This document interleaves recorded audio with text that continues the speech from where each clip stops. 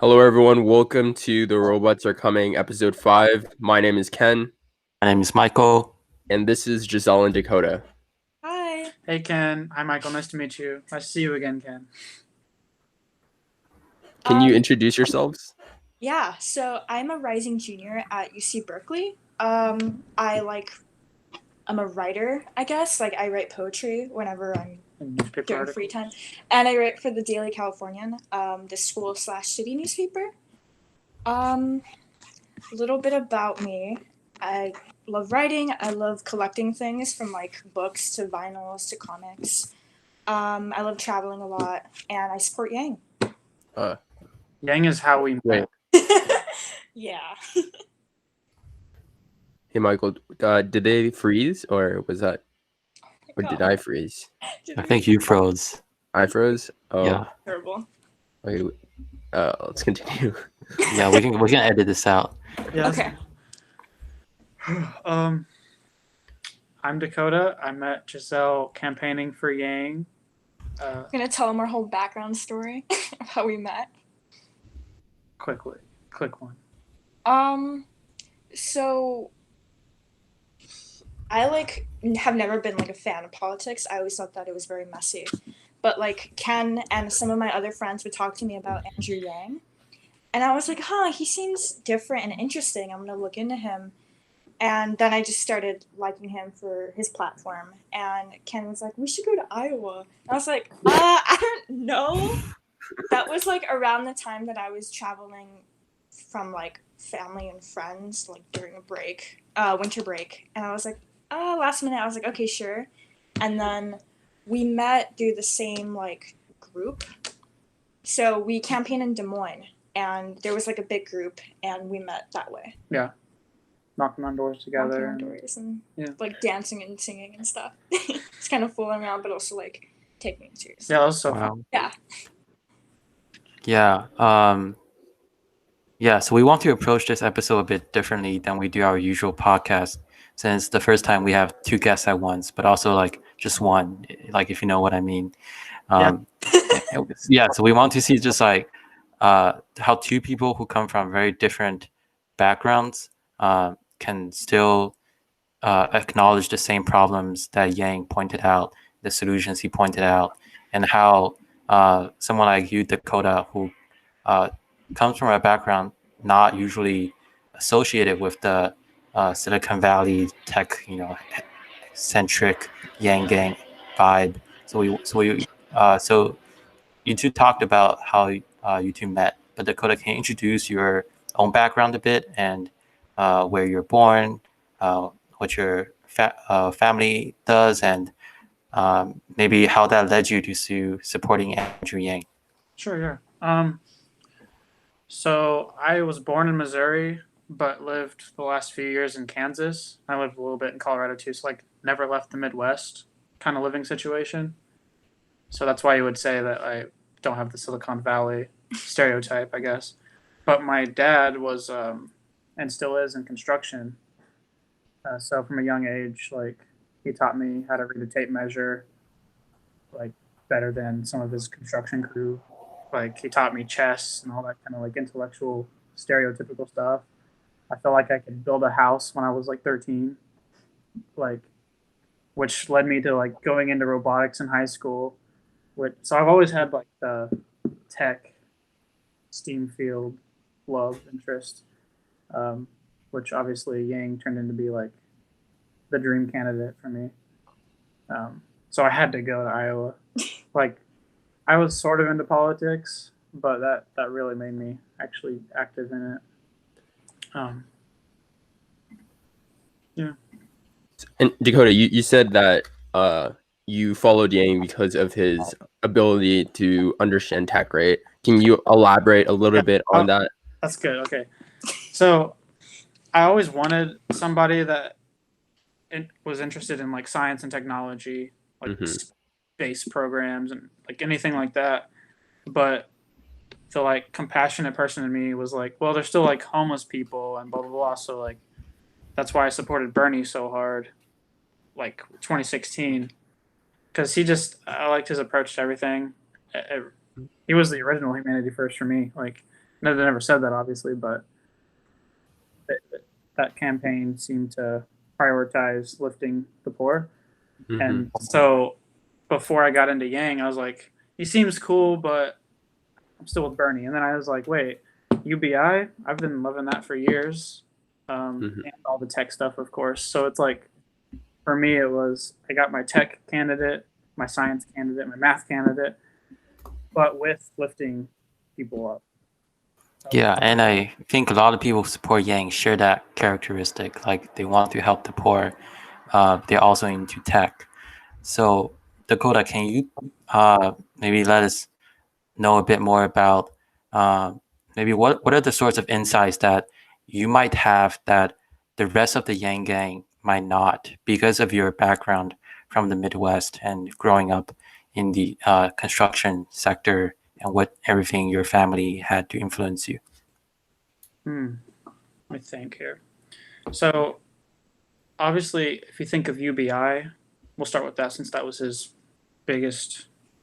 Like nobody heard of it before him, basically. I thankfully did, and so I've been thinking about it for a few years. Mhm. And what I'll say to that is, since it is literally just economic resources into anybody's hands, Yep. from a Midwest perspective, I would say that lets like me. I didn't grow up on a farm, but I like grew up in the country. Mhm. So having that $1,000 after 18 would have helped me so much in life because I feel like there's a lot less support in the rural area compared to here. Like, yeah, there's a lot more homeless here, but there's also a lot of programs to help people. It seems out there, it's like you don't work, you're kind of screwed. Wow. And if I had that support, I would have tried to start business after business, like all those dreams I had of being like a science engineering kid in the Midwest. Like, I could have done it.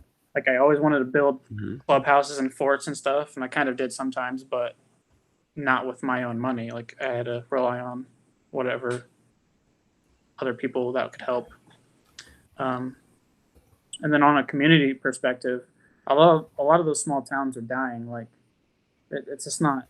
There's nothing to do there. So a lot of people like me just leave, and now I'm in California because like it seems like there's only a few hot spots left. Yeah. And when you came to California, Dakota, what are some you mentioned you found here that were helpful in your endeavors in building? Sorry, you cut out a little bit.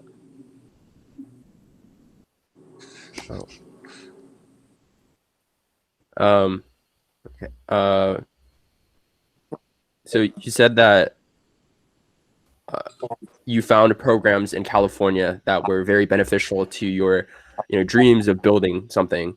What can you elaborate on some of those programs you found that were available in the Silicon Valley as opposed to the programs that are found in the Midwest?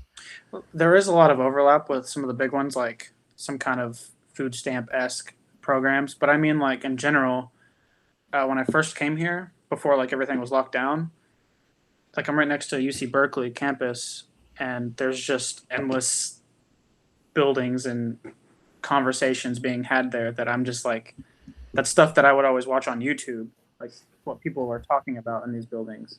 So like the fact that I have these resources where I can just go and like communicate with other people that love the same stuff that I do, I think that's more of what I meant. But also, I've just noticed that like California as a state is so much more prepared to help its residents than some of the Midwest places. Like especially uh, more conservative leaning places, they just for some reason they hate the handout type stuff. Like it's they don't realize that you should invest in your people as much as I think California does. Because to me, like there's so much funding being cut to education and housing and all of that and more conservative areas, and it just feels like a waste. It feels like this next generation is getting screwed and they don't have to be. I think like other countries, we should invest in education and housing. And like, to me, you want smart citizens. You want fellow citizens that like can help change the world. And I don't feel like that's happening as much in other places. Yeah, I can definitely attest to what you're saying about how California prioritizes funding for things like education and science and engineering, because I think that's led to arguably how California has led the way in uh, you know very revolutionary fields in science Or and even engineering. And specifically, yeah, like there's the lab up on the hill has like particle physics that I'm obsessed with, and I was watching the World Science Fair hosted by Brian Greene, or World Science Festival, and like one of the guests there was a physicist from here, and they were just talking about some of the discoveries made there. I'm like, it's so cool to be here. yeah. The labs at Berkeley are really cool, and Berkeley is home to hundreds of Nobel laureates in science and other fields, and I think in my opinion, UC Berkeley has this very much intellectual this intellectual Vibe. Yeah, and it's yeah, I'm forgetting words. Yeah, and that's what's great about I guess Berkeley and California. So it's we're absolutely thrilled to have you here, Dakota. Thank you.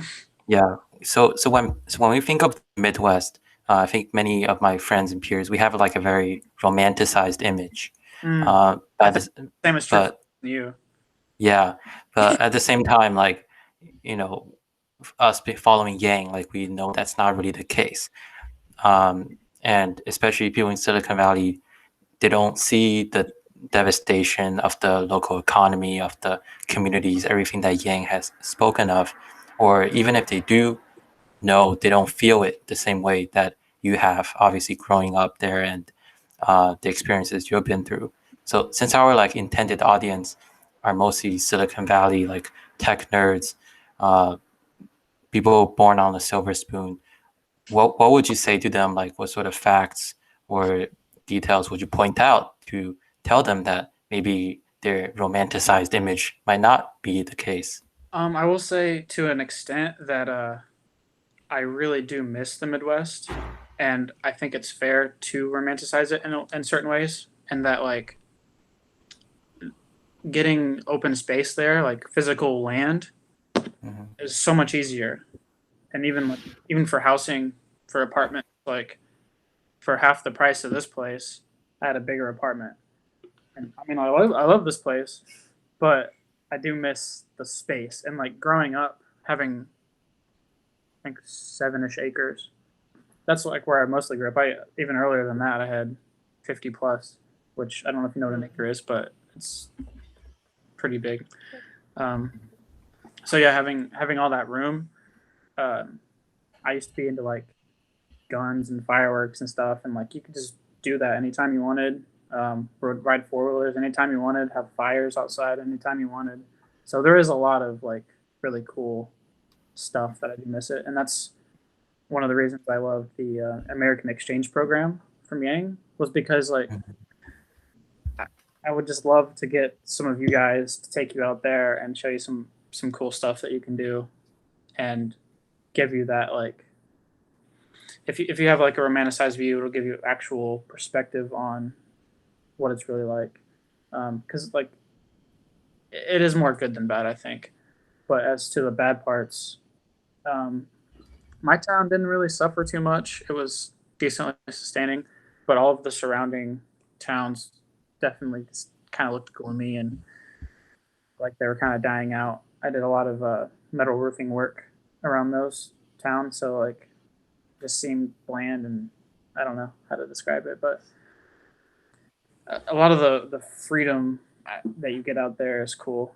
Having your own property and just literally like, I would have a fire after school because I wanted to, or like me and my stepdad would build a new fort for my siblings because we wanted to. Like, it's just cool to be able to do that. And I think that's why I'm so into engineering, because I had that freedom to just go out, play in the woods, have scrap lumber that I could just build stuff. We built a couple barns. Like, you really get, when you see that at a younger age, it kind of primes your brain to think how to solve problems, how to fix things, how to build things. Yeah. So with that sort of experience, do you feel like people in Silicon Valley who are very privileged lack some skills compared, in a sense, compared to the sort of things that you were taught from a very young age? Sort of. I even going to bigger towns like Lawrence, Kansas. I moved there, and it's like, it's big enough to have 2 Walmarts and a Target and like all these chain stores. And so that's big for the Midwest, I would say. One of the bigger cities. And even people there kind of didn't have the same background that I had, because like I'd go to a friend's party and be the only one who knows how to build a fire. So I'd build a fire for everyone, and they're like, "Oh my gosh!" So like, I don't think there's as big of a disconnect as you'd think, but people here seem to lack that like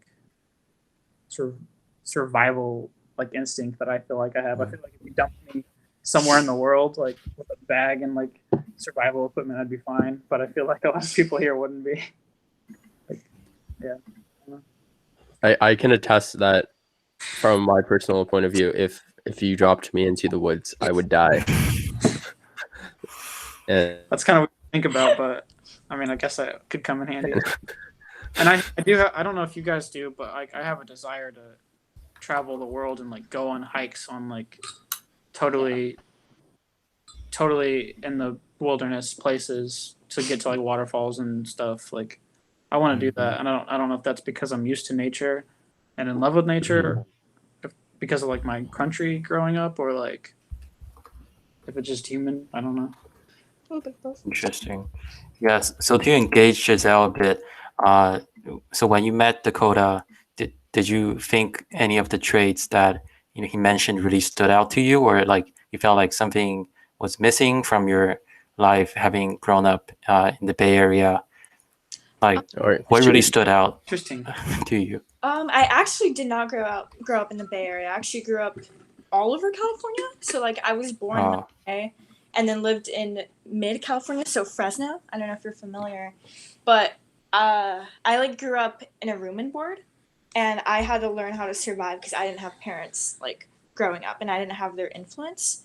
And so I relate to Dakota in the sense of like, if you threw me somewhere like in the woods with a couple of items, I feel like I would be able to survive.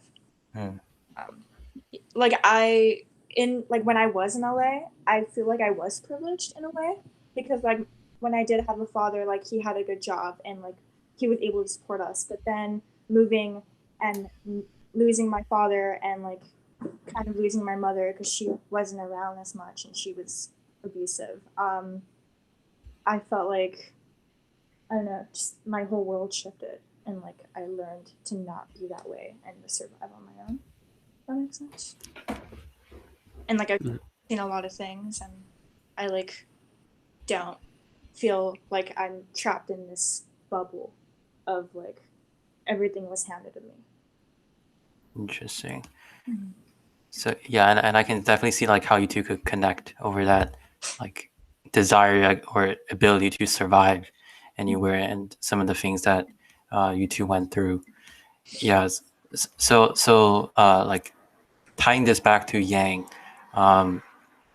what was like the moment that you really started to believe? Yeah, I think Dakota touched on this a bit earlier, but obviously Yang started out, no one knew him, and it seemed like this crazy technocrat just spewing nonsense, but then eventually all of us sort of have that moment of conversion where we think, oh, his problems are actually real and his solutions could actually work. Like, what was that moment for you? I'm really attracted to the fact that like Yang came from nowhere. Like he wasn't politically involved, and I felt like he was just so human compared to the other candidates, and like he loved people and wanted the best for people, and all of his policies like linked to him wanting to make this world better. And so me just learning more and more about like UBI or like human-centered capitalism, I was just like, I love this guy. I want to hear what else he has to say. Mine was honestly a lot more subtle. Like I didn't have this big like aha moment with him because like these were things I was already thinking about. I am a little older than some of the friends I met, but like I don't know if that's why, but I was thinking about this stuff for probably 4 years before I knew Yang. So like whenever I realized he was talking about the same stuff, I was kind of like, it just happened. Like it was subtle. It wasn't like a revelation for me the way it seems like some other people, which might be why I had trouble talking about Yang for some, because like to me it was just common sense. It was just like duh. Like he would say something and I'd be like, yeah, and some other person would be like amazed. So for me, I was just like, just watch this clip with Yang in it, thinking that would be like substantial enough to convert somebody, because it did for me, because I just was already thinking about it. But so that's kind of interesting having that thought. Like it's harder to get other people on board if they haven't been thinking about this stuff as seriously. But then again, he was so human, like you said, that it did bring some people in. So I think he's actually like a really good leader in that he connects first, and he doesn't seem too off-putting or too like hard to get along with or hard to even understand. Like I just watched him with Mark Cuban earlier, and I love listening to him. Even when something said that he disagrees with, he'll find what he can agree with first and then give a valid point, and then the other person's usually like humbled with it and like can come around. Like he's not like affronting. Like he's just very easygoing. I like that. Yeah, it seems that both of you see how authentic Yang is and how genuine he is, because in my eyes, he presents a lot of solutions out of his good intentions to help, America. And in his eyes, he's doing it because he's both a father and a patriot, and that presents a lot of value. And just not an asshole. Like he sees all these problems and solutions and acts on them because he's a good person. Yeah. Yeah, and I can definitely attest to that too. Like Yang really like touches on people's human nature first before discussing policies and sharing his knowledge and trying to make understandable to people who might not be as familiar. And we've seen like other politicians as they grow in their size of influence, or they get rich, or they start, maybe their values distort in a way once they get to a certain point. And Yang certainly like doesn't fall for that. He even though he's been like had a really successful career himself, like going to Brown, corporate lawyer, and then founding these organizations, getting reward after award, he's still very humble and maintains that authenticity that like I feel like as children we sort of have, but then sort of melts away as we grow up. Yeah. So, yeah. Like you were saying about other people, they seem to get out of touch, and he doesn't. Like he's still on Twitter saying like, Congress, get your shit together. Like he just said that today. Congress, get your shit together. People are gonna lose their homes if you don't get this through. And I don't know, other people just they, like you said, they get wealthy or they reach a certain level of status. Yeah, status or whatever, and just kind of slip away and forget about the common person problem. I mean, it's really rare to see people fight with that. Like, that's why I like Bernie so much, because he kept through. And Yang, that's why Yang loves Bernie as well. But Yang himself is definitely not losing touch with the average American, and I love that.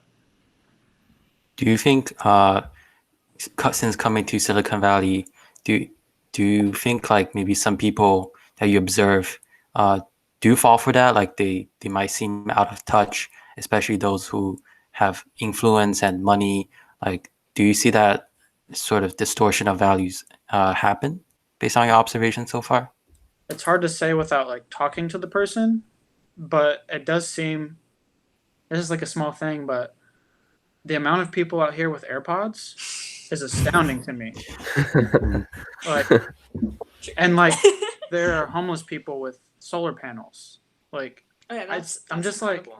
like, I don't know. I don't know how to describe it because I haven't talked to these people, but it does seem like a certain perspective is missed. Like, you need to plug it in? It's over there.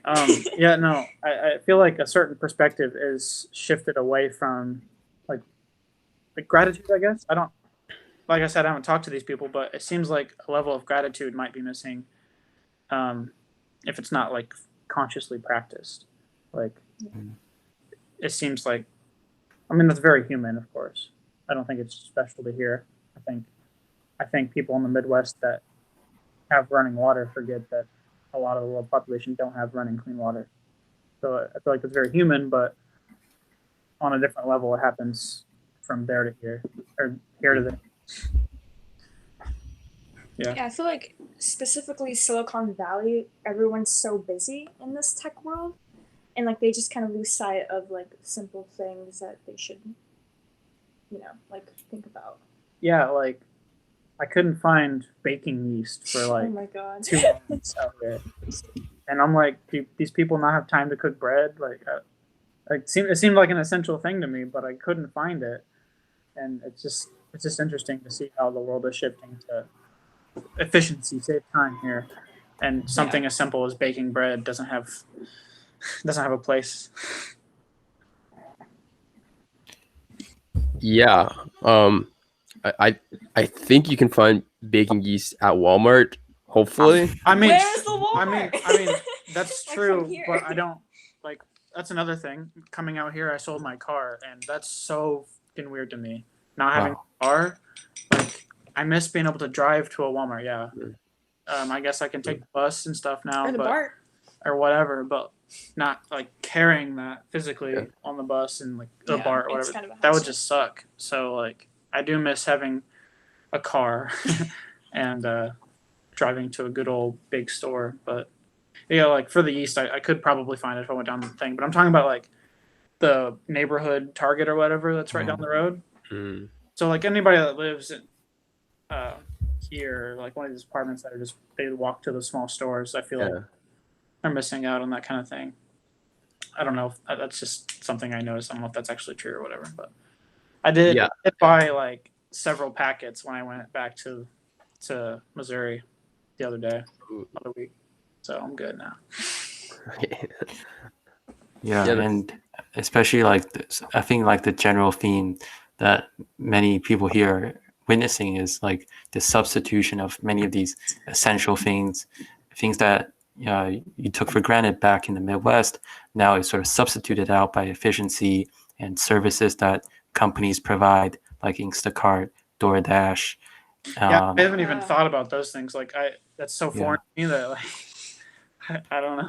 Like the concept of having food delivered to you. Yeah, I mean, I think that kind of exists out there too, but I feel like the Midwest and more conservative areas just lag behind the new trend or the new thing. So it's just not something that I've thought about using, but it's pretty cool. But one thing here that I wish was better is like, or in all of the United States, I guess, is I wish public transportation was free, because that's really frustrating. That I would have to pay to store a car here, and since I can't afford that right now, I'm just using public transportation. All of the buses are free right now, thank God, but like usually you have to pay for that in the BART, so that seems really frustrating. to have here. I wish that was free. But even though that's the case, I think people in the Midwest don't use public transportation as much and take having a car for granted. Because like that is a big asset out there. Like you need it to because things are so far apart. But yeah. Do you think like the fact that buses are not free here, do you think it's sort of necessitated by just the way things are here, or is it sort of just a necessary invention that's used to strip people of profit, like in your opinion?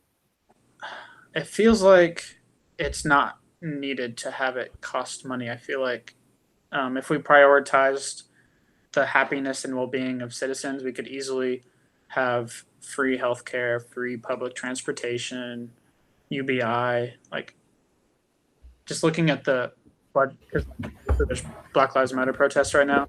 Looking at the numbers of like police station budgets versus other things is ludicrous. Like the money is just not being spent wisely, I think. So I think just like many other countries are doing, if we put our people's health and happiness first, we'd be totally fine. Like, and I think that would compound and make the economy work better, and everything would be better if you treat your citizens as good as you can. I think that's just obvious. Yeah, I think everything these days, a lot of industries are run around the almighty dollar. Like we're not putting people first. Rather, we're putting profit motives and companies first, and it's absurd, in my opinion. And you bring up a good point where we need a lot of change for a lot of the systems that we currently have, in order to make an economy that works for the people instead of the other way around. The other way around. Yeah. And Michael, do you have another question or anything to add? Yeah. Well, first, like I'll sort of add on to that. I recently read this article saying like the chances of you dying from coronavirus is like 100 times that of many other countries like New Zealand, like countries in Europe. Yeah. And those countries are, they spend massive investment into their public health systems. And many of the problems in the US, like gun violence and mortality rates, like aren't even a problem there. And also like with community safety, there's no need for guns or like the sort of incarceration law enforcement system we have here in the US. And sort of like Ken said, the incentive that's driving these changes, like in the US, is this idea that like the market can solve anything. As long as you like free market capitalism, they can solve any problems, and even the problems that don't need solving. Like they'll create like problems to solve and profit off of. Yeah. Like is that something you two observed as well and agree with? Yeah, that's very true. There's really absurd examples of just weird products that don't need to exist. And I'm like, hey, that guy's homeless. Why are you inventing a weird kitchen tool that no one's going to use? Like, I don't know. I'm such a we don't need to reinvent anything to start here. Like you said, we're dealing with problems that other countries can't even fathom to have to deal with. Like, you have to pay for an ambulance. What kind of what? Like, that's crazy. I think we should have just a whole system designed around the well-being of people, and a public option for everything, healthcare, even car insurance. Like, I've thought about so many things like that there should be a public option for. Like, we each put in a little bit of our tax dollars, and you get so much value out of that. So you don't even have to be just a good person. You can just be economical, and it still makes sense. That the better you treat your people, the better off the economy is going to be. Because we are the economy. Our spending is. So why would we not treat us better or treat ourselves better? Yeah. Yeah, and the same thing goes with like education. Like I also saw this statistic that the U.S. spends 11 times on oil subsidies than as education, and just absurd examples like that, like not investing its people. And this is something like you can, like you touched on, being the Midwest, you're seeing how people are not being invested in, whereas compared to in Silicon Valley, just the difference in opportunities that Yeah. exist. So do you feel like that the winners of this economy, like the people in Silicon Valley, have like a moral duty to reinvest in the rest of the country? If it was perfect here, I would say yes, but I mean, there's still, due to them, I think due to this place being better on the whole, that's why so many people flock here, which drives up costs. So it's kind of tricky, but I think if we should level it out, so you don't feel the need to flock here. You feel like you can make your dream happen in, Kansas or Iowa or wherever you are, and that would just help local economy and not make these coastal cities so dense. Yeah, it's, and I hope that would go for the world too. Like there's, like I said earlier, there's still people without clean drinking water, and that keeps me up at night sometimes. Like we there's so many petty little things people want to argue about, like budgets on things, but we're not. We just, the right thing to do is the right thing to do. We should get rid of all the weird, like, I don't know why they don't want to fund education and healthcare and this and that, but if we get that set up, we can tackle things like global warming and global poverty and child mortality rates across the world that just aren't being addressed because we have all these absurd problems here. Like, it feels helpless to tackle something like that for me whenever I'm behind on money here. So it's, I don't know, it's frustrating. Very convoluted system. Yeah, I can agree that there's a conglomeration of a lot of people from the Midwest, a sort of brain drain to cities like Berkeley or a lot of cities in the Silicon Valley or the coast, as opposed to staying in Kansas or Iowa, right? And as a result of this, in my eyes, a lot of these cities deteriorate as a result, right?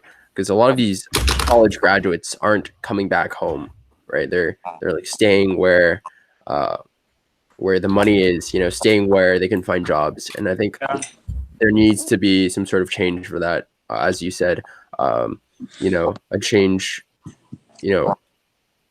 that benefits more people instead of prioritizing other things that aren't like education or research or right.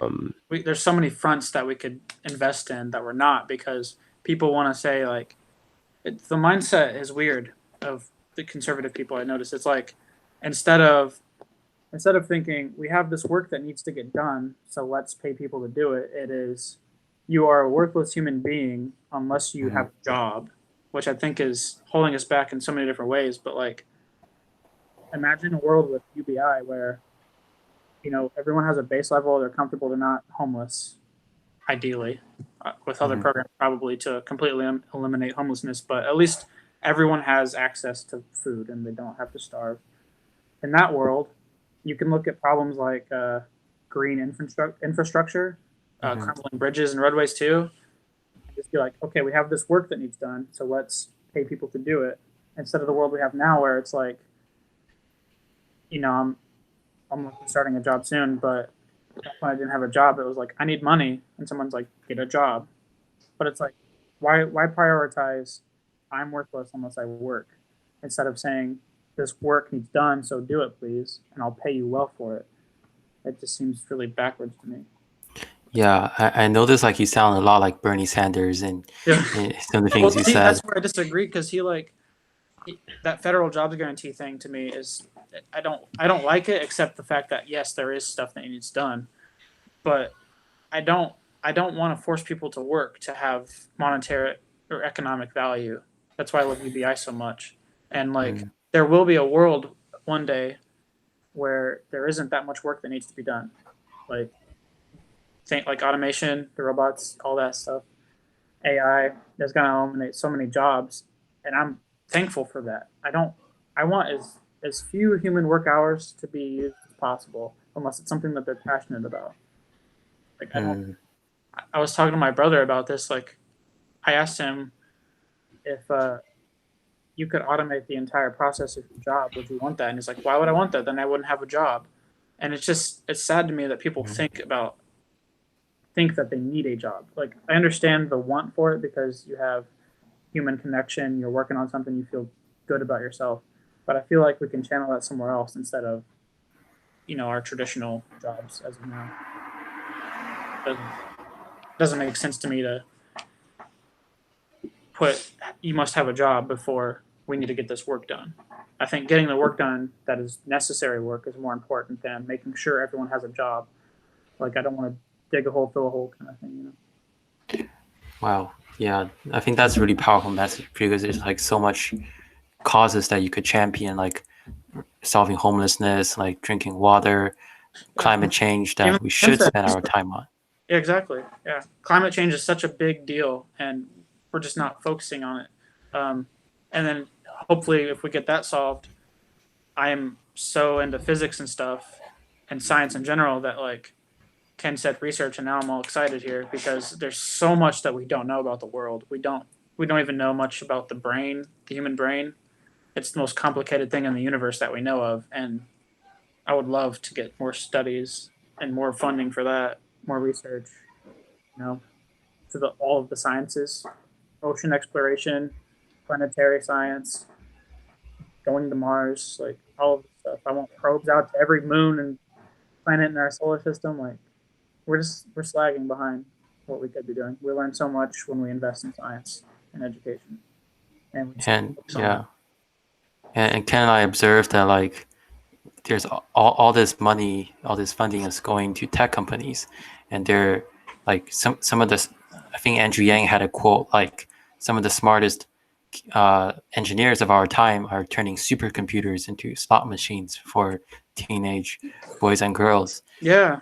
Do you feel like the smartest people of our generation, like especially people here in Silicon Valley, might maybe have their priorities a bit gone in a bit wrong direction?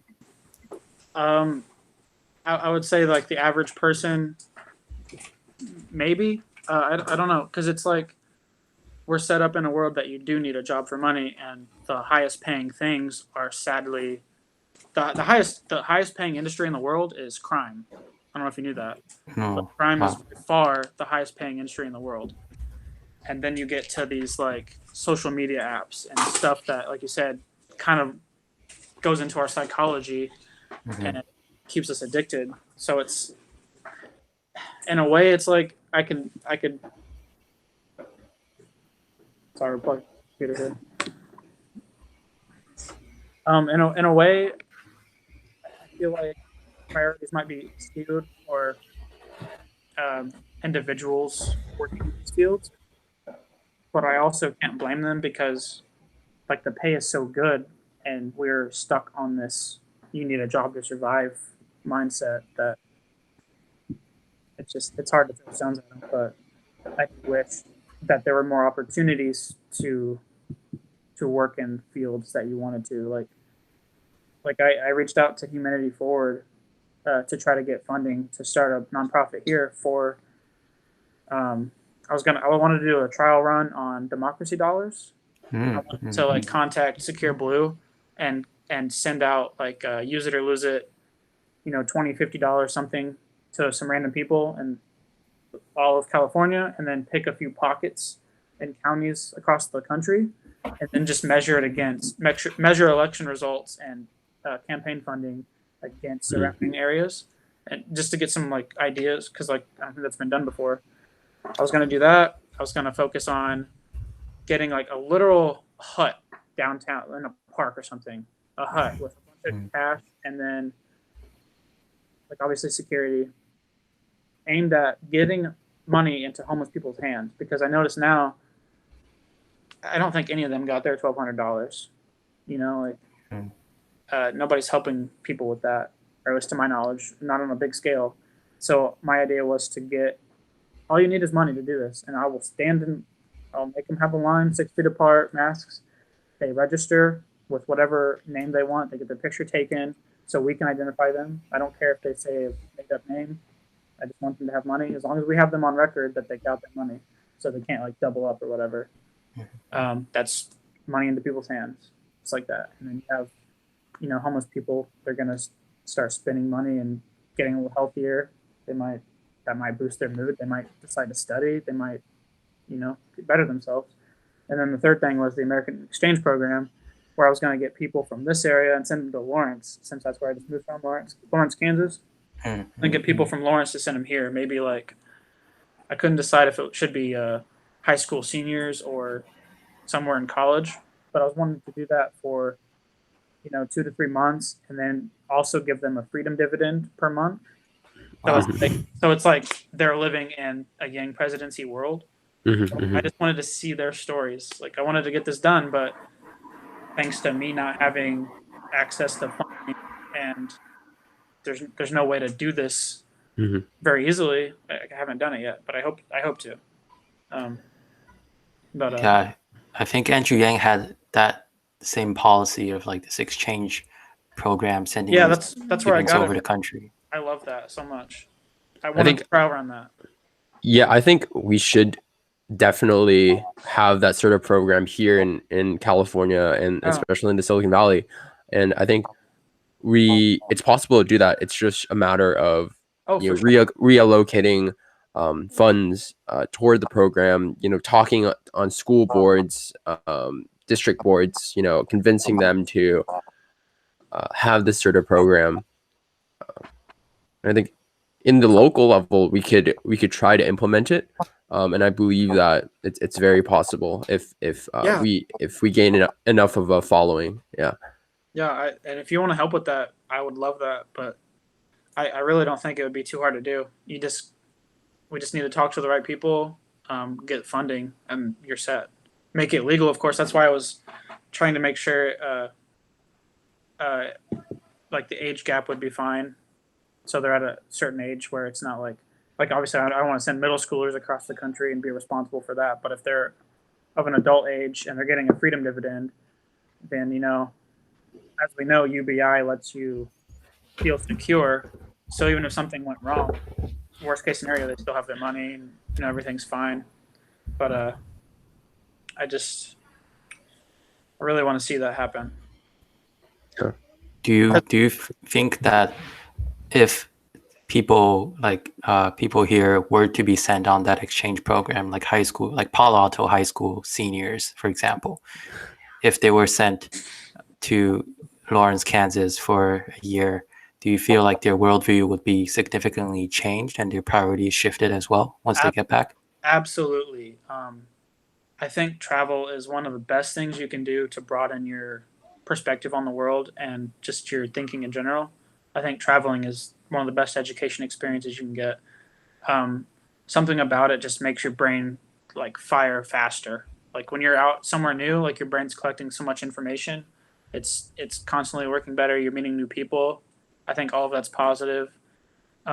Plus just the experiences you'll have that are different will be interesting. Like seeing like Gisselle and Ken freak out in Iowa over bags of chips being so cheap. They were very cheap. It was so funny to me. And like just getting that connection with people, I think would be really valuable for a lot. Like even if this didn't happen, like if we didn't end up together and I just met a bunch of cool people and went home, I would have still been a better person for it, I think. Just meeting people from a different place. Because to me, it was almost like my own exchange program, because I just went from Kansas to Iowa. I went like 2.5 hours away or whatever it was. So nothing was different for me. and seeing a lot of people from California. It was really nice having that melding. Yeah. Yeah. So Giselle, obviously, like Ken, you flew thousands of miles over to Iowa to canvas. Oh, you drove. Yeah, me Wow. and friends drove. It was intense. Yeah, road trips too. Like That was traveling, I crazy. think is great for your perspective, but Yeah. road trips, yeah, everyone should go on a road trip. Yeah, we were able to stop like to a bunch of different states and like Yeah. kind of, even if it was for like 10 minutes. That should be another soaking Yang in policy. the differences. It was great. That should be another Yang policy, like American road trip fun, like. That'd be so cool. I'd be all for that. Yeah. So Giselle, do you feel like your road trip to Iowa really shifted your perspective, like Dakota said? What did you learn? Oh, I got to see snow for the first time, and like I got to like make a snowball and throw it at people. It was great. Yeah. Just little. Snow is cold. It was so cold. Snow is cold. Yeah. I'm so used to snow and stuff. So like that was another thing that was just funny to see. We built a snowman and put a math hat on it. Oh yeah, that was so cool. Wow. Yeah. Math hat. Yeah. Do you feel like coming back, Giselle, your priorities have shifted a bit? I'm definitely a better person. Like, everyone was so inspiring. Like, I just loved listening to like people's different backgrounds and how Yang got everyone together. It was just, and like seeing them like in action, like door knocking and like making flyers and like all that. It was just incredible. Yeah, definitely. Wow, that's very humble of you to just like admit I wasn't as good a person back then. And I mean, every day we're always learning different things and new things, and we're always growing better if you want to. And so I can say that I have, and that like my world shifted and my perspective has shifted. Yeah, it was nice to feel that other people cared about the same things. So I think that kind of reinvigorated a lot of us to keep going when we got back. Like, I think that helped a lot. Yeah, there was someone like in Iowa City where I canvassed from England. And there was also someone from like Australia. Nice. Yeah, we had one from Ireland. We had someone from London. Yeah. London, yeah. Oh, that was so awesome. And yeah, it's just surprising. Like at the University of Iowa mock caucus, from talking to different groups, we realized that Yang's supporters were by far the most diverse. That was his little sister who came in. I bet. Did Ken sign off? No, Ken turned off his video because I think his little sister was coming in. Oh, right. What's up? Okay, hello. Okay, you're back. That's cute. I saw the door open. I'm like, yeah, I was just saying, like it was clear by far Yang was the most diverse group there. Yes. Whereas like Warren, Sanders, they were more homogeneous, like they were more uniform in a sense. They were. That's very true. I'm used to diversity because science in general is pretty open to, if you know your stuff, you know your stuff. So it doesn't matter what you look like or who you are. And then especially in space is an international endeavor. Like, yeah, even for countries at war, if you're in space and you have somebody like, let's say we go to war with China, but they have an astronaut, or not an astronaut, it'd be there's different terms. Astronaut's an American. Should I keep talking or wait? I think we should wait. Okay. What's the term? I'm gonna turn off. I'm gonna close the door. What's the term for a Chinese astronaut? What is the term for a Chinese astronaut?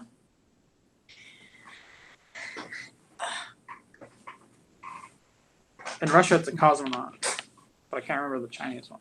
No, I'm just curious. Wait, you mean like astronaut in Chinese? Taikonaut. No. There's different terms based on where you're from. Oh, okay. So in America, it's a cosmonaut. In Russia, it's an astronaut. In Russia, it's a cosmonaut. In China, it's a taikonaut. I didn't even know that. That's really cool. Yeah. So like, let's say we go to war. God forbid, that suck with China, and they have a taikonaut that's like in distress, and we have astronauts that can help them. We would help them. Like, so space is like the ultimate unifier of the world. You get up there and take a global perspective. Like, Like that picture. Have you seen the pale blue dot? Literally a global perspective. Literally. Astronauts that go up and see the Earth as just this tiny speck. Well, most astronauts are like right there, so it's a giant thing in front of them. But you know what I mean. Have you seen the picture? You should Google it. It's called the pale blue dot. We sent out these probes that since have left the solar system, but Carl Sagan convinced the team to turn it around and take a picture of Earth before it got too far away. And it's just this tiny little blue dot that you see, and that's Earth. And Wow. that perspective really is a... Oh, nice. Hey. And then there's also moonrise, and you can see the Earth. That's also another famous picture. That dot is Earth. Yes. Wow. That's the furthest. That's the furthest away we've had a picture taken of us. That's crazy. And seeing that just humbles the shit out of me. It makes me feel connected to the world and everyone else. Yeah, there's that one, and then my favorite called Moonrise, which is like someone on the moon, and then Earth is kind of medium sized. But yeah, having the love for that made me used to diverse groups. I can't even remember what the show was about, but I used to love engineering shows or whatever science show I could find. And I'm used to people that didn't speak English, like talking about the thing and me reading subtitles about it or whatever. So diversity always came natural to me. So like, I guess I didn't notice how diverse the Yang Gang was at first, but it really is. And I feel right at home in it.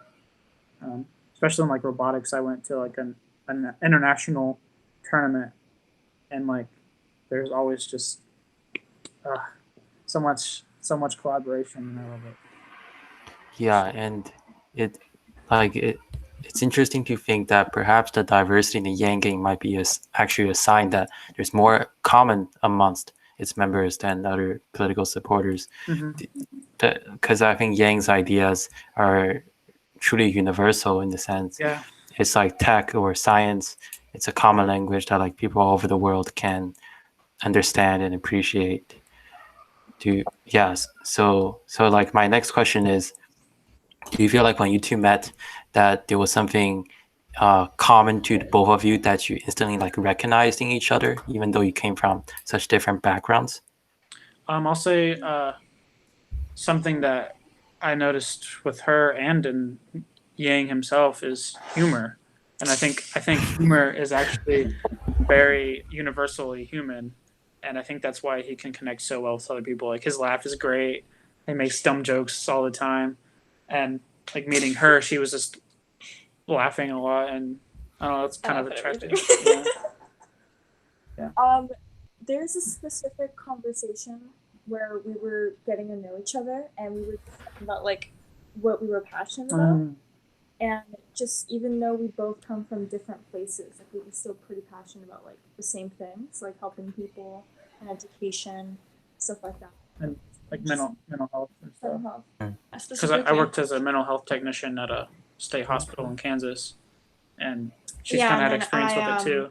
Yeah, and I lived in a room and board where like people suffer from mental disabilities and physical disabilities, and like I've seen that. So we both had that same like we wanted to help that, because that's one of the most worst underfunded fields. Like that state hospital, I was actually thinking about them during the pandemic, because just imagining how the lack of funding that they had when I was working there versus going into a pandemic, I was scared. Wow. I hope that everything went well, but there's a lot of people that are not at their best health. There's a lot of older patients, so that was kind of scary to think about. But yeah, that's something that needs funded, mental health, and we both had that. We talked about that. Yeah. And that was a nice connecting point. Yeah. Everyone caring about the world made me really like the Yang Gang. Yes. So a question for Gisselle, like, so obviously when you two bonded over those common passions, desire to help the poor, and the interest in, especially in the medical system, like growing up, did you always like wanted to help the poor, or was there like some event in your past that made you that made your altruistic self really come out and made you convicted that like you have a duty to help others? I've definitely kind of touched upon this already, but yeah, moving from from like LA to like Fresno and to specifically that room and board, like I feel like there was a switch and like it just kind of happened where it was like I was more aware of my surroundings and like who was living there and all of the people who were coming in and out of that house. I lived there for like 10 years, and so I feel like I've seen all walks of life, and even though like what I loved is that the owner of this room and board, like she doesn't charge them like as much as like if someone was to check into a mental hospital, like she doesn't charge them that much, and like she is there for like holidays, and like she cooks 3 meals a day, washes it, like she goes above and beyond for them, and seeing that and like also working alongside her and my mom and just like getting to connect with these people and like knowing what they've gone through and what they are currently going through. I don't know. It made me just my perspective open. I wanted to help people, and I want to create like I don't know, some sort of way where I can help them more. That's the frustrating thing. Like, But it's hard. even if you have the desire to help, it's like, how do I help? There's not an easy way to do that. I luckily have that connection with my aunt, yeah. But like, it's still, I feel like I'm trying to do that now. Like, I will not be able to because I don't have the funding. And there are like food pantries around the city that I guess we can volunteer at, but I feel like I want to do a lot more. Yeah. But also, there's limited room there, so it's like, I don't really help much. Yeah, my goal in life is to definitely open up a nonprofit to help people with mental health. Wow. Suffer with mental health. Yeah. For me, like, I got thinking about it. I don't know exactly when I wanted to start seeing the world less poor, worse off, but I can think back to like, my mom referencing, like, if I didn't eat all my food or some stupid thing, like, the starving kids could, she's like trying to say it offhandedly to give me perspective, which didn't really work until I actually critically thought about the world. But that came to mind so it might be worth mentioning. But also like just really good, wholesome TV shows, honestly, kind of started me off, I think, in a good direction. Just like with good values, and then like Avatar: The Last Airbender, everyone's getting into that now. And like that's something that I watched at a young age, and I think definitely helped me be a better person. And then John Green, the Vlogbrothers, they definitely made me start thinking about the world more. I learned about them in like senior year of high school, and that's definitely where I had the biggest transition from. I've always been kind of a kind person and like caring and stuff, but I never had the desire to like change the world or like end poverty until I started watching their stuff and like their connections with like the Gates Foundation, like watching Bill Gates on the ground in some of these African countries trying to build better healthcare systems really made me want to do the same. And seeing John go there too, like looking at interviewing mothers and everyone, and they would ask like, what do you need? And they're like, clean water. Getting clean water is the biggest return on investment as far as health goes, health spans and lifespans, because with clean water you can make vaccines to get rid of these. And that's something that really sucks, watching all these conspiracy theory people talk about like virus being a hoax or like just wanting to make a vaccine to like control people. It's really frustrating to see that, and them taking and realizing that they are taking for granted all of the diseases that we don't have to worry about because we have vaccines like polio, that like other countries don't have vaccines for. But getting that clean water there really helps get rid of these some easy diseases to take control of. It helps with childbirth. Like child mortality rate was absurdly high just ago, and now it's dramatically going down. So like I'm really thankful for Bill Gates, and even though he's like a billionaire and that's forbidden for a lot of liberal left people, even though that's what I would say I am in a way. It's just frustrating to see them hate on Bill Gates or even the conspiracy people, because it's like that's the kind of work I want to do. I want to be a successful entrepreneur, have money, and then help change the world. Ideally, it won't take rich people to do this for us anymore. Like I want this government systems to be effective enough to not have to worry about billionaires being kind and generous. Mm-hmm. But that's where we're at right now. Yeah, and I'm gonna take off for the bathroom, but let me ask a question first. Okay. Yeah, so I think like the point you touched on with billionaires is really something that separates, I think, Sanders and Yang, or shows like their difference in thinking. Like Sanders sort of thinks billionaires shouldn't exist, or like even with Warren progressives, they want to just tax wealth. Like the concept of wealth is something that should be taxed, whereas Yang is saying, no, instead, like you could have billionaires, like Jack Dorsey, for example, who are very good people, but it's really our fault for not taxing these companies or letting Bezos like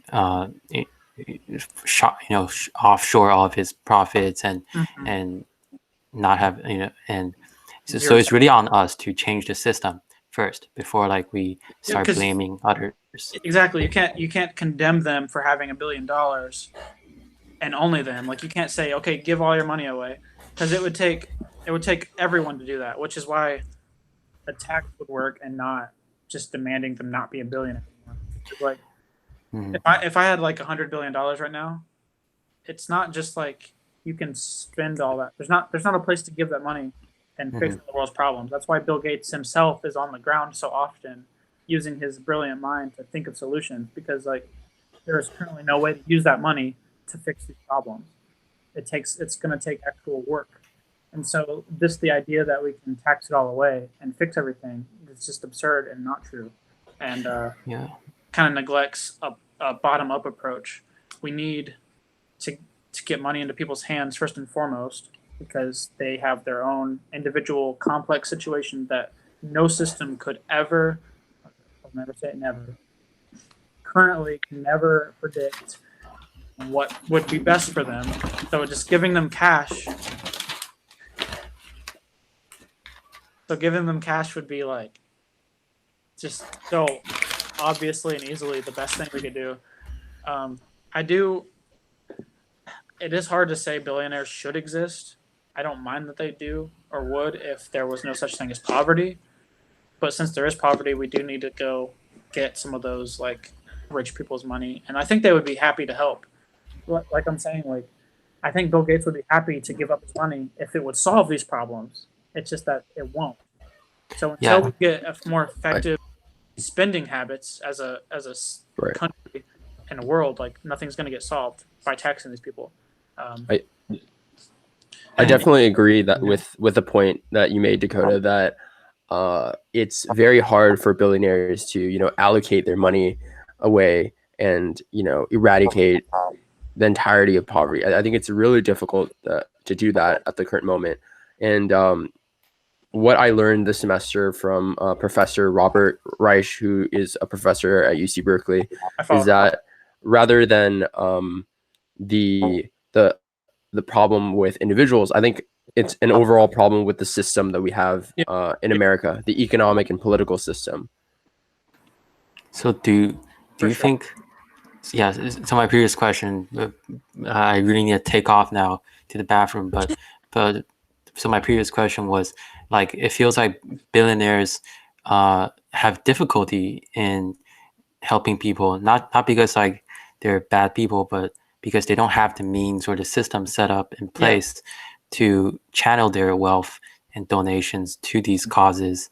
And it feels like that because right now the mindset is you have to be a billionaire first before you have the power to help others. So you need to like beat the system first before you can find ways to give back. But when in fact the actual problem is in the system itself, the fact that like the money and the actual causes that we care about are so fundamentally misaligned. So my question is like, what do you think changes what needed to be made to the system, or what sort of new systems do we need to create so that these incentives aren't so misaligned and billionaires could have an easier time helping other people. Right. Yeah. So it's like, I'm going to take off now. okay. Did I wait? Or? You can keep going. It's all Okay. good. Okay. I wish I wrote some of that down. So, as far as being a billionaire goes, it's like you're saying right now, there's not a way to funnel that money effectively. But I'll say the same thing again. I think UBI would be the best thing to do right now. That just flat out start with that as a foundation of eliminating poverty. Once you do that, then you can actually focus on what needs an actual system to be put in place. Because like right now, there's definitely people with mental health conditions or even otherwise that if I gave $1,000 a month to would still be struggling. So it's not going to solve every problem for sure, but it would help people solve. It would solve a lot, I think, which would in turn lift up other people. Like I know earlier we were talking about like how we have this like survival mindset, but I more so think of a interconnected tribal mindset with like other humans. Like sometimes I'll get to a restaurant and look at my plate of food and think about all of the systems in place that got me that plate of food. There's every different food item on there comes from wherever, and then you got the plate itself and the fork and like all the steps in the systems that produced that. And I think so many people forget that that's the case. Like our world is built on algorithms and systems and this interconnected model. Like nobody is self-made, nobody is on their own surviving. Like we definitely all rely on each other. And so I think this whole like singling out billionaires as hello? And hello. Oh, you cut out. Oh, okay. Can you hear me? Yeah. Okay. I think what we're running on is this mindset of scarcity as opposed to what we should be thinking about, which is this mindset of abundance. Because, in my opinion, in the Silicon Valley, there is so much abundance available here. There's so much opportunity. There's so much resources for a lot of people to succeed, but at the same time, there's also inequality within the system, right?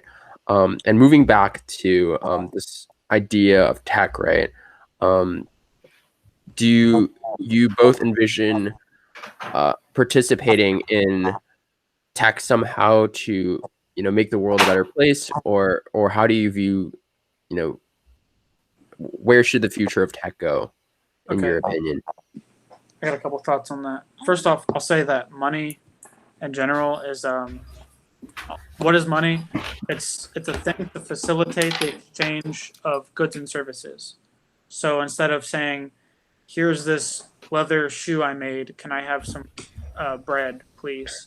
We have this system where you can make a product or sell a service, have money, and exchange that for what you want in the future. So to get rid of inequality, UBI, get everybody money.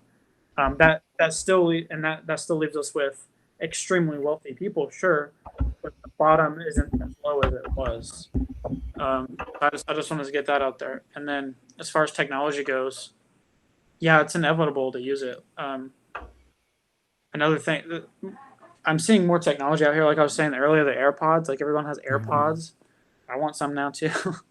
But like I didn't have my own computer until recently, and like as soon as I built my computer and like have that now, I feel so much more able to tackle some things I want to do.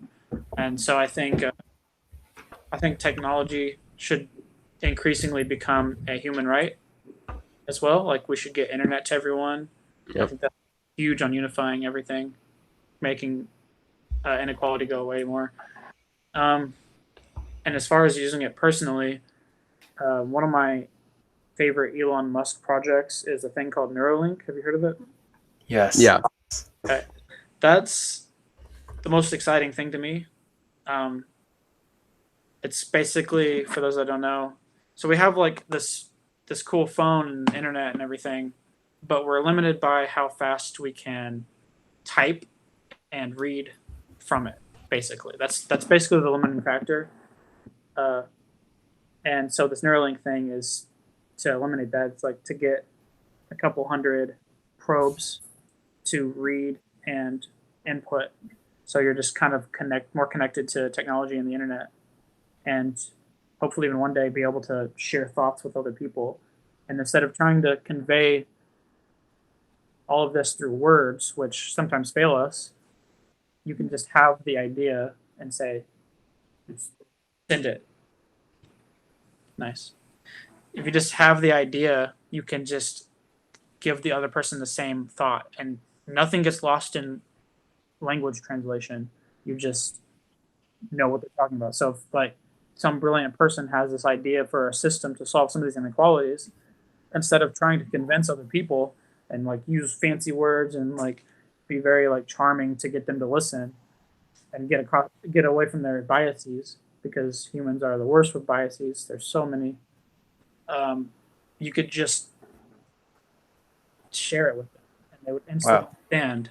And I think that's going to accelerate so much. And that's the only way we're going to keep up with technology. Artificial intelligence, as soon as we unplug that, or as soon as we ring that bell, like that's never going to be unrung. It's going to take over everything that we know. We're going to see the biggest change that we've ever seen. I think we're still in the cradle with the internet. I think it's still a baby. I think we don't understand the effects of it yet. And in 20 years, the world is going to be very different, and technology is going to be obvious. I think it'll even reach the conservative circles by then, more so. Yeah, wow. So Neuralink, I think I remember Elon Musk, like the quote saying, the only option we have is to merge with AI, because the alternative is AI will overtake us. And I'm really fascinated by your point on how Neuralink could merge, like broadcast like empathy to other people in a way that words cannot. Yeah.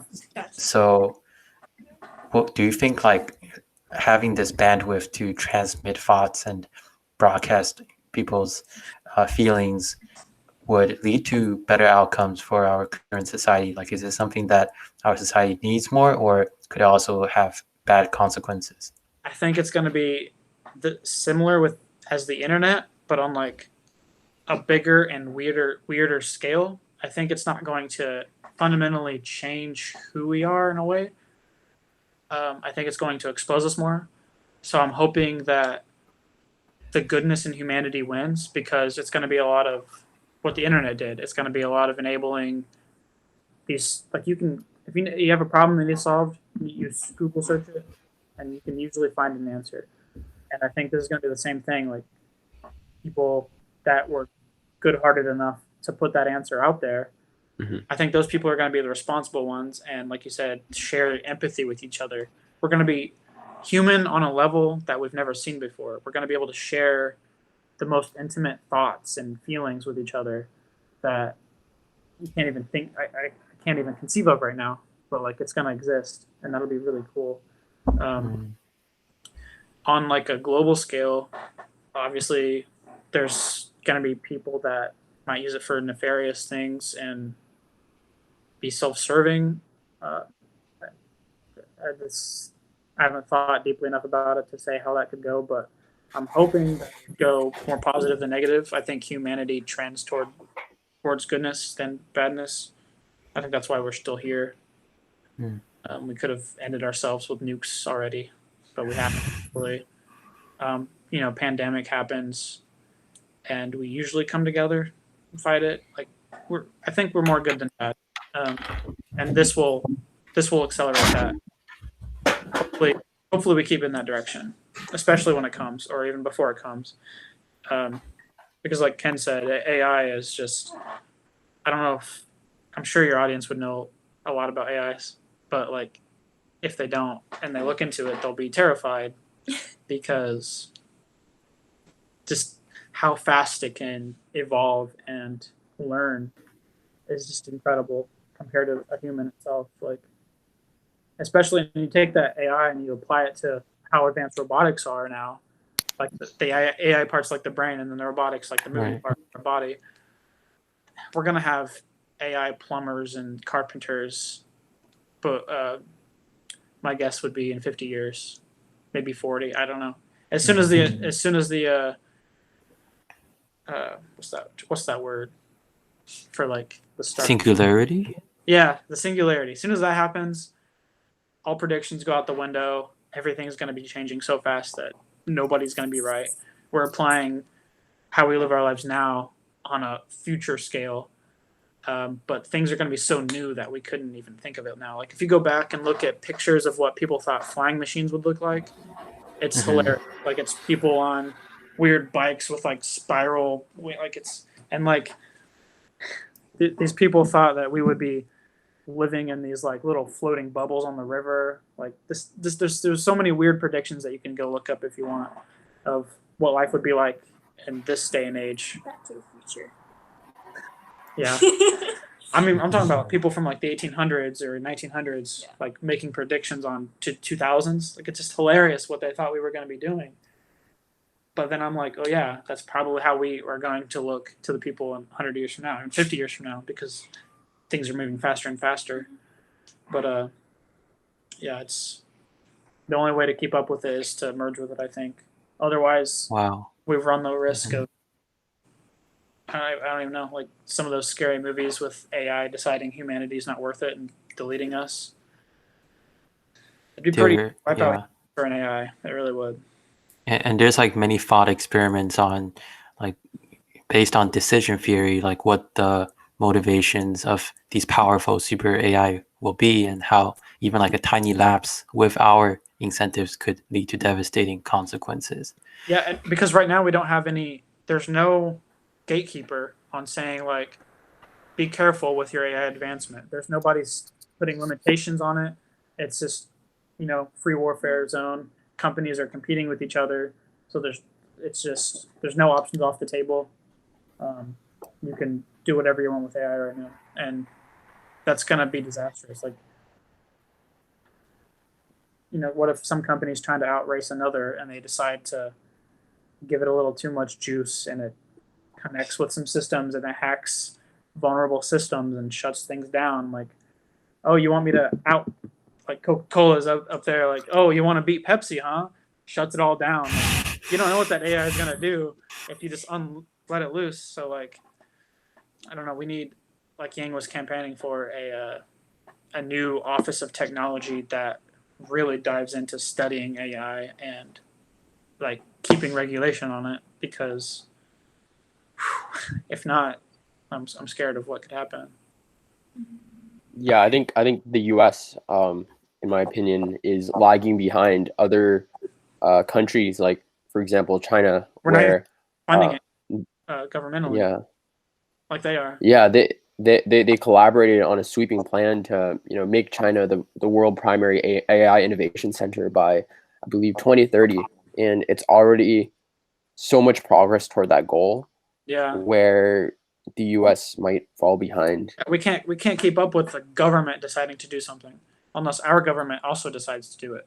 Because right now it's just in the private sector, and there's not much public funding allocated towards that research, which frustrates me. Like we were talking about earlier, that was one of the research things I was talking about. Like, we're so busy worrying if we should cut police budgets or cut education budgets that we're not even thinking about technology or children or the future at all. So, although at the same time, like some of the richest companies today are tech companies, and like 90% of their business models run on ads, and they spend on marketing, on bribing, and on many like fundamentally pointless things. Mm-hmm. Do you feel like tech companies of today interest really do serve the people? And if not, like what sort of changes would you think would be necessary in the advancement of their technology, so it doesn't create like some of the devastating consequences you talk about? That's such a good question. In general, I think that as much as we all hate on Amazon, I think we're all very thankful for Amazon. So it's in a way kind of frustrating to see the amount of hate that Jeff gets and Amazon in general gets, yet we're all guilty of using it. And I think that we should start learning to embrace these things instead of hate on it so much. Except that the world is changing. Let me sidestep here. So, like, as far as local economies go, it can do bad for them, like local stores, which is why there's an idea out there, like for college campuses. I don't know if Berkeley has this, but in Lawrence, there's like these, I think they're all called like K Bucks or something, or J Bucks, because the mascot was the Jayhawks for Kansas University, and it was basically like this local currency that some stores could accept, and it's like you have okay, so like I really like that idea, and you incentivize people to use that somehow, whatever way you want, but that lets the Amazons of the world not completely take over, because like this local bookstore accepts this discounted currency that you can use. So I think that can save a lot of local places from these places like Amazon. But as far as are they good for us or not, I think so. They're like Amazon revolutionized shipping, like logistically, getting a product from China to my doorstep. The hardest part is in the last few miles. That's almost true of the process. Sometimes like the hardest part is getting it started, sure, but like once it's a set thing, the hardest part logistically is getting it the last few blocks. Getting it from China to the coast, or from China to the States, pretty easy because there's a lot of things coming from China to the port where it goes. So, like obviously, it's going to take that ship, and then from there to spreading out, it branches like a tree. It gets more complex. So Amazon basically put an unlimited order on the new Ford Transit vans. Like they're buying as many as the plant back in Pleasant Valley, Missouri can make, and that just shows you how dedicated they are to making that better. Like they have such a specific distribution system to get these products out fast, and I love it. Like who doesn't love same day shipping from Amazon or 2-day shipping? Yet we all love to hate on Amazon like it's some evil thing, but really we love it. So it's like it's so weird to talk about. But as far as like social media apps go, like you said, they rely on so much advertising that it's frustrating, and they rely on hacking our brains, just like pop music, to like make you want to be obsessed with it, and it obviously works. So whether it's good or not, I think it's better than if we didn't have it, because like the amount of I haven't watched proper news in so long because I get all my information from like trusted Twitter sources. Like that's so weird to say to like some older person probably, but a lot of us probably feel the same way. Like you can find direct footage of like protests from there. You can find direct stories and whatever. And you do have to do more vetting personally. Like you have to decide if it's true or not. And so I think if you engage with these social media companies with a healthy amount of skepticism and common sense and like literacy, like tech literacy, making sure it's not fake or whatever, because the amount of memes that I see shared by my grandparents that I'm just that's not true is frustrating. So it's very dangerous. It's very capable of being dangerous.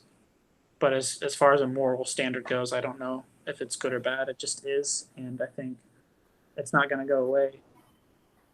I think it's going to get more and more. And I wish these companies would take responsibility for that. Like I wish they would fact check. I wish advertisement didn't have to be such a big thing, like involved with it, because the micro power of ads is very scary. I definitely agree that we should have, fact checking ability. I think Twitter's already like starting to implement that. Twitter's right? better at that than Facebook, but yeah, it's not perfect. You can still it's so easy to, and I think in a way it does desensitize us too, because you see so many, like, I don't know, I'm not, I feel like I'm not as happy over time the more time I spend on social media, because not only does it overload our like dopamine receptors, which kind of depresses you for normal life, but it also can share so many bad stories or whatever and get you in a bad mood. Or even on the other end, if it's just funny video after funny video and you're just watching it all day and then you like have to clean your house or go do the dishes, sometimes you're like, oh, this normal person thing, it's so horrible. But like, I think it's because humans are so good at losing their perspective. And you know, once you have this easy outlet for, like, I have ADHD, so having that easy outlet with like dopamine from like social media is very dangerous to me. It's very addicting, and it makes being responsible harder. So I think we just have to learn more about it. But I think it's more good than bad, because it has so much potential. But I wish, like you were saying earlier, I wish the slot machine effect would be way dimmed down. I wish they would say, like, instead of finding what makes it addictive and implementing it, I wish they found what was addictive and actively avoided it. But there's no monetary incentive for them to do that. Their incentive is to keep you on there as long as possible. And these algorithms figure out what does that for you specifically. Right. If it's to get you outraged, it'll make you outraged. If your mood changes, it'll change with you. Like, it's scary good, these algorithms. And like, and that breeds disinformation, because disinformation has the incentive to get you to stay on, because it's like, if you read something, like, I saw this post going around where it was a picture of these like veteran memorials being trashed, and it was trying to say that was the Black Lives Matter protesters. So like, that's dangerous on many levels, of course, but it also keeps people on there, because like, they're like, how could you? And that's just going to make them argue with the Black Lives Matter protester. Like, if they clash, one's coming from this set of knowledge, which is fake, and the other is coming from this set of knowledge, which is also possibly fake. So it's like, these algorithms don't care about our well-being, and they're going to keep us on there as long as they possibly can. And I think that is very toxic. We need to change that. But I'm glad that they exist still. I just think we need to actively solve these problems. And yeah, I think your intuitions are totally right, and they're backed up as well. They've done investigations into Facebook and shown that they conduct like emotional experiments to try to predict like how many people will like react, hate react, love react to certain content, and they'll like engineer your feeds and do these experiments. It's like one of the most perverse things like they do.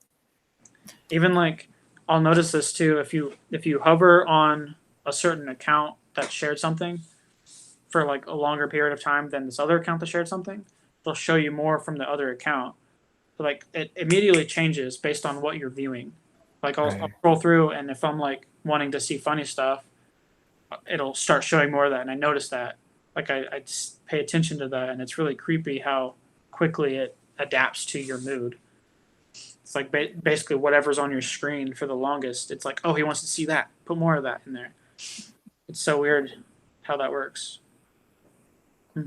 Yeah, so question for Gisselle.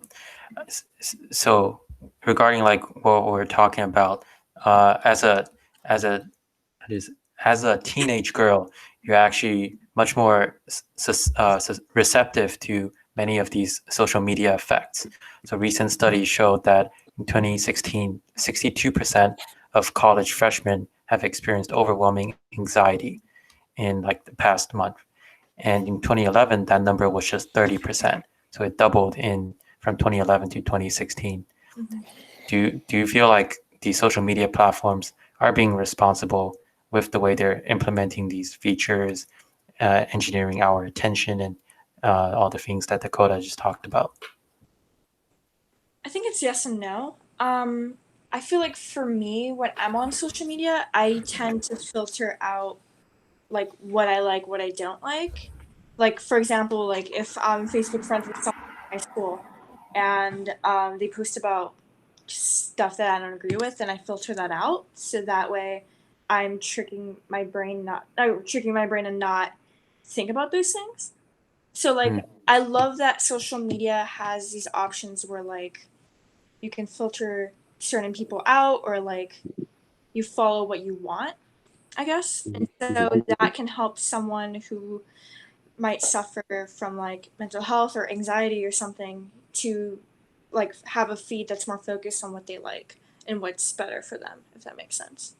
Yeah, I definitely agree with what you're saying, Giselle, that we're able to, I guess, filter out what we don't really want to see and allow ourselves to, enjoy social media to the fullest. And at the same time, there is this problem, right? That if we do that, there might be this polarization of America, in the fact that we're consuming, certain news, certain ideas, and we're not challenging ourselves enough, right? And in my opinion, I think we should challenge ourselves to different ideas. That's how we grow, right? And that's personally, that's what I enjoyed about the Andrews campaign, where he challenged himself to speak to conservatives and other people around the country. And I think that is what connects not only science together, but also tech together as well. Because in my opinion, diverse perspectives brings together the best out of tech. For sure, agree. Yeah, it's weird how social media works. It's like on one hand, how I was talking about it, it can change for you, which can make you have mood swings, basically. But if you filter it too much, to be like specific, you'll get into a bubble, and so it's like it's so difficult. We need like a social media literacy course in high school almost. But yeah, I think hearing you talk about that made me think about the Neuralink thing again. It would be so cool if like instead of trying to have these conversations and trying to win, because I feel like a lot of people do that when they're talking, they're just trying to win and they're not trying to actually look at the other person's perspective. I think if we reach that with a level of empathy and kindness, and like actually trying to fit into their perspective, that's good in general. But like with Neuralink, I think you can, if it's such on the level of like you can feel their feelings like super empathically, you'll be able like somebody like these two different perspective people will be able to be like, oh, that person is in pain of like like this is something so like I would say a super conservative person right now condemning Black Lives Matter protesters, like they're so far apart sometimes that they're just never going to agree. But I think if that conservative person or whatever could feel the pain of the black mother that lost her son, he would be like, oh, I'd be burning down shit too. Like, Wow. I feel like once we can reach that level of connection, I think that'd be helpful. And it's just so hard to do on the internet right now when you're in these bubbles, and when they clash, it's usually because of a meme. I've noticed it's either like a meme that's not completely true, making fun of somebody, which pushes them away.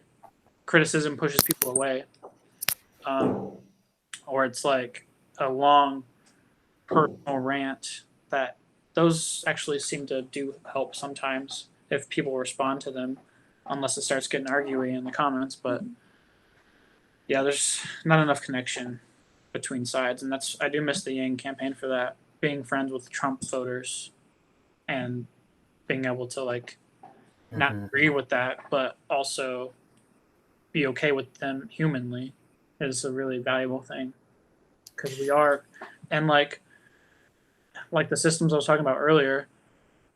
Let's say they're a truck driver that voted for Trump, and they deliver the food that I eat.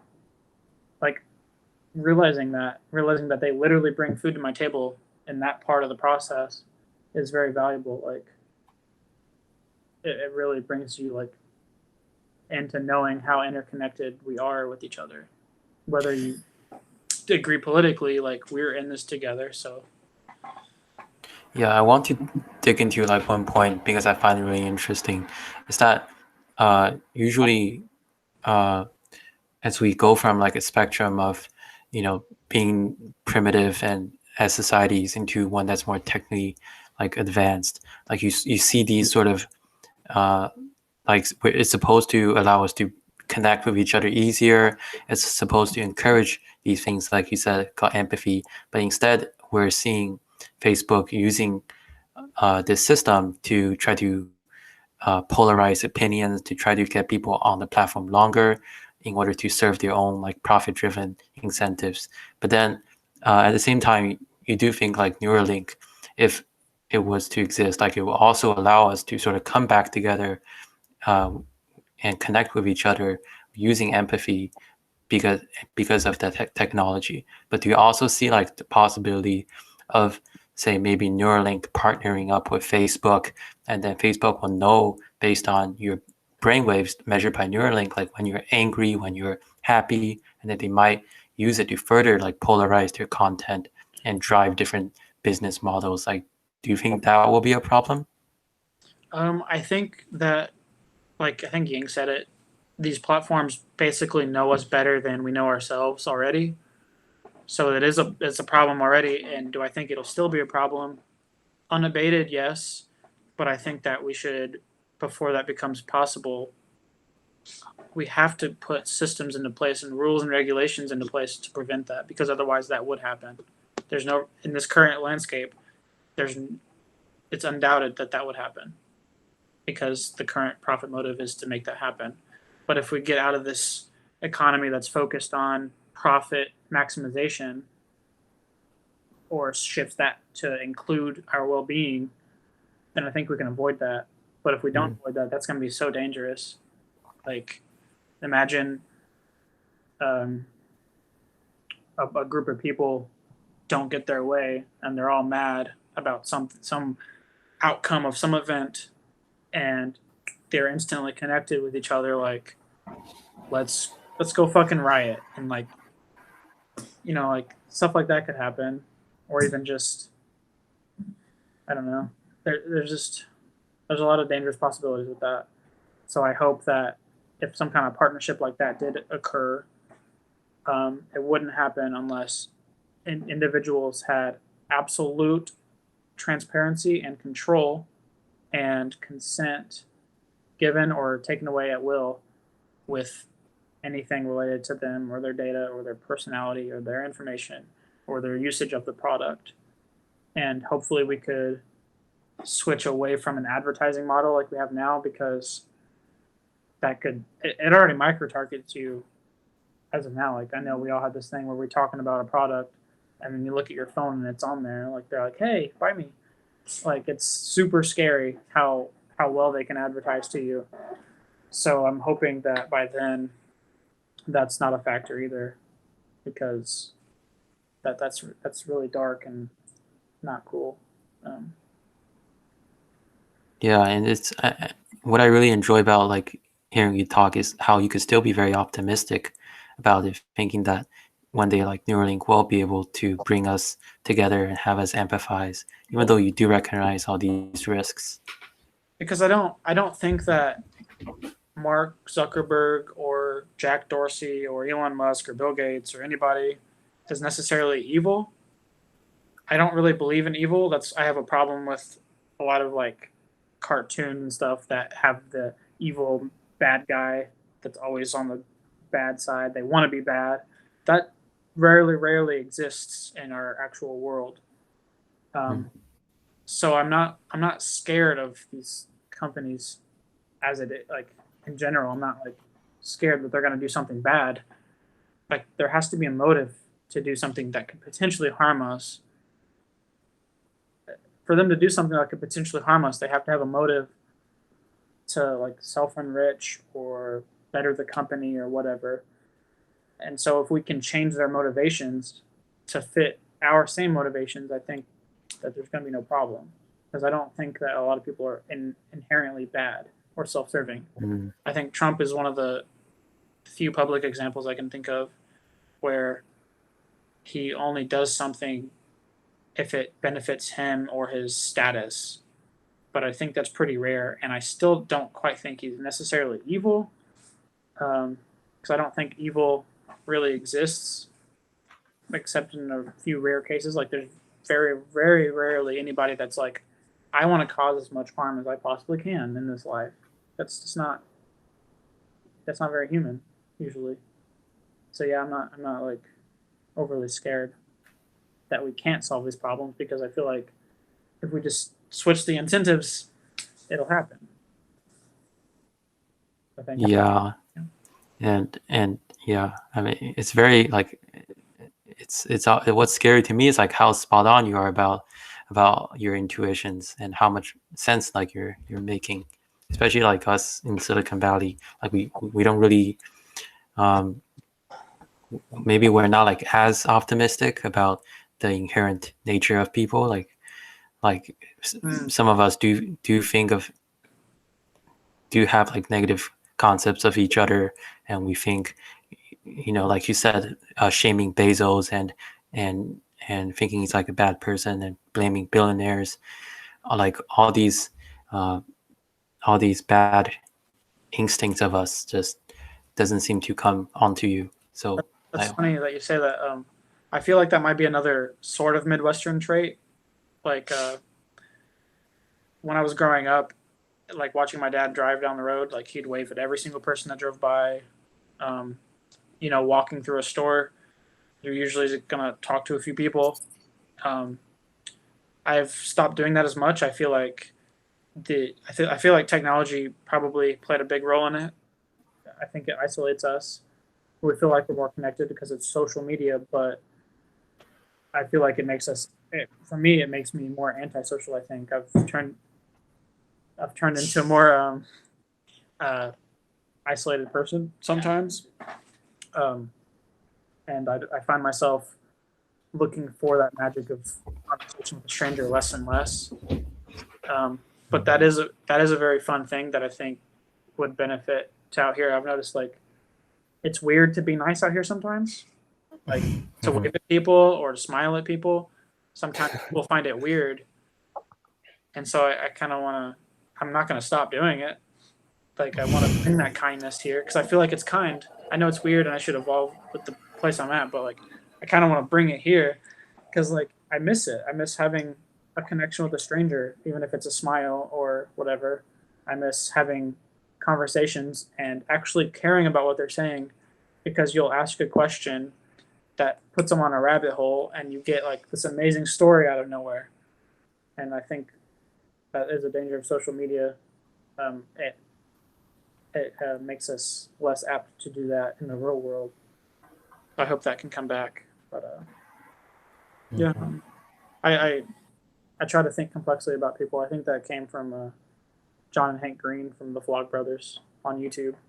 Like they make you really think about the complexity of each person. Each person has, likes, dislikes, fears, hopes, anxieties, loves, all the stuff that you have. And it's just astounding to think that there's so many people with that. So it's like, I don't know. It's valuable to reach for the magic in a conversation if you find yourself in one. And I think it's easy to find yourself in one if you just look up and try. Yeah, Ken, do you want to add anything? No, I think I just want to thank you guys for talking with us. I think it was really informative and appreciate it. Yeah, this was fun. I was trying to. I want to start my own podcast for 2 or 10, and I was trying to like finish writing it and launch it before this so I could plug it, but I didn't get it done. But thank you for having us. Yeah. I can No problem. I can definitely attest to what Ken said. I think it was a very inspiring discussion. Oh, And there's already like a list of Dakota said this, like quotes that we could potentially, market, and because they're just so wise and insightful. thank you. That's the word. Yeah. Thank you. Well, if I get my podcast up, then I will invite you on it. This is fun. Thank you. Yeah, this is good.